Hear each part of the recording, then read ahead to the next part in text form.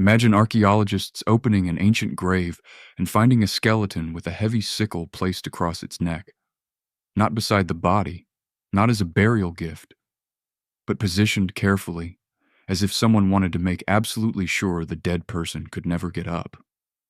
It sounds like something from a vampire movie, but these graves were real.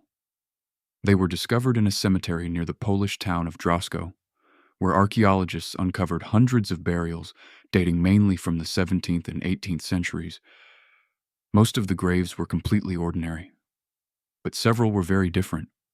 Some skeletons had large stones placed directly on their bodies. Others had sickles positioned across their necks. Why would anyone bury a person this way? The answer may lie in an ancient fear. For centuries, people in parts of Europe believed that certain dead people could return from their graves and harm the living.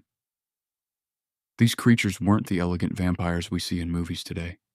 They were part of older folk beliefs about restless or dangerous dead people.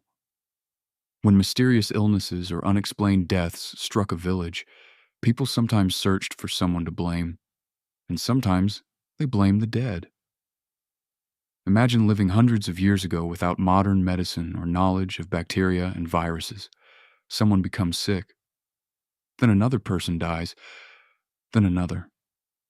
The villagers have no idea why. Fear spreads. Eventually, they may begin to believe that someone buried in the cemetery is somehow responsible. They might return to the grave and take precautions to stop the person from rising again. That's where the strange objects come in. A sickle placed across the neck could supposedly prevent the dead person from getting up. A heavy stone could pin the body down. These burials are often called anti-vampire burials, but there is something even more fascinating. Some natural changes after death may have convinced people that the dead were coming back.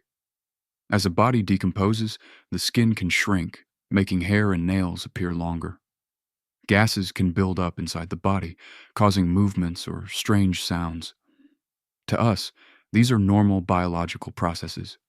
To frightened people centuries ago, they could look like signs that the dead person was still alive, and once fear took hold, ordinary explanations were difficult to accept.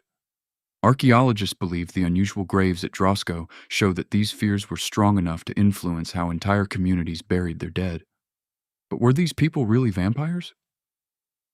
There is no evidence of that. The graves don't prove that supernatural creatures existed. Instead, they reveal something about the people who buried them. They show us how powerful fear, superstition, and the unknown could be. These people didn't understand many of the things we take for granted today. Disease was mysterious, death was frightening, and the boundary between the living and the dead could seem very thin. So when archaeologists discovered skeletons with sickles across their throats and stones placed over their bodies, they didn't discover vampires. They discovered something perhaps even more fascinating. They discovered the physical remains of an ancient fear, a fear so powerful that people buried their dead and then made absolutely sure they could never come back.